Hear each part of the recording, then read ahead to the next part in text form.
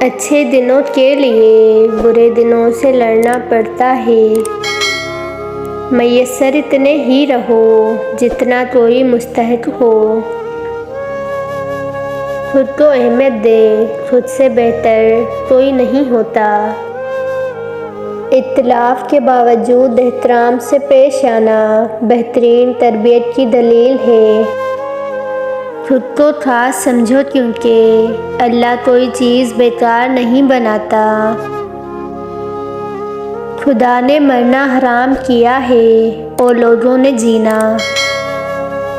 وہ ہاتھ بہت ہی انمول ہیں جو آپ کو اس وقت تھامیں جب آپ بکھر رہے ہوں۔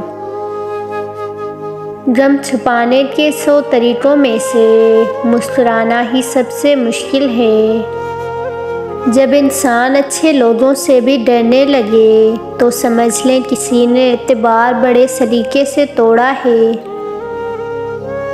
میں سب کا دل رکھتی ہوں لیکن یقین کرو میں بھی ایک دل رکھتی ہوں۔ رشتوں میں تھکاوٹ کی پہلی نشانی خاموشی ہوتی ہے۔ خاموشی کو بھی سنا کریں، یہ بہت خوبصورت باتیں کرتی ہے۔ زندگی کی تھکن میں گم ہو گیا وہ لفظ جسے سکون کہتے ہیں۔ بوجھ بن جانے سے یاد بن جانا بہتر ہے۔ سب کچھ حاصل نہیں ہوتا زندگی میں، کسی کا کاش اور کسی کا اگر رہ جاتا ہے۔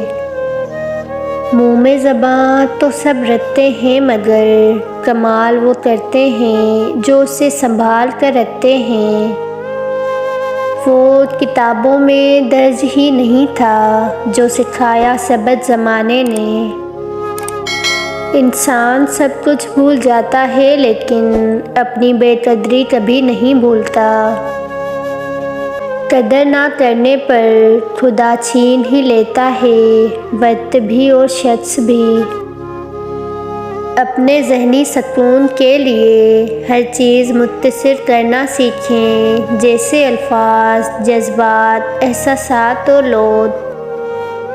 اگر دل نہیں بدل رہا تو ممکن ہے وہ ذات تمہارا مقدر بدلنے کے لیے راضی ہو۔ کچھ مدت بعد ہی معلوم ہوگا، اگر خدا آپ کو آپ کے انتخاب پر چھوڑ دیتا تو آپ ڈوب جاتے۔ نہ گلے رہے، نہ گمان، نہ گزارشیں اور نہ گفتگو۔ سچے انسان کو جھوٹے شخص سے زیادہ دلیلیں اور ثبوت دینے پڑتے ہیں۔ غلطی ہو جائے تو معافی مانگ لیں، عزت اور رشتے دونوں بچ جائیں گے۔ جس کے ساتھ چلو اسے پتہ چلنا چاہیے اور جس کے خلاف چلو اسے بھی پتہ چلنا چاہیے۔ درمیانہ راستہ منافقت کا ہے۔ لوگوں کو حق جمانا آتا ہے، رشتہ نبھانا نہیں۔ وہ اپنے بندے کو آزمائش میں ڈال کر وہاں سے راستے نکالتا ہے جہاں سے انسان نا امید ہو جاتا ہے۔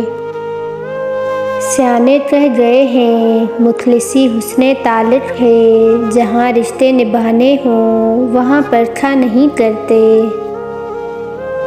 لا علمی بھی خدا کی بہت بڑی نعمت ہے۔ کچھ باتیں اگر ہم جان جائیں تو بڑی اذیت دیتی ہیں۔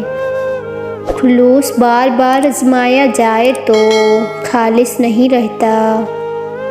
جتنا ہم سوچتے ہیں ہم اس سے زیادہ قابل ہوتے ہیں۔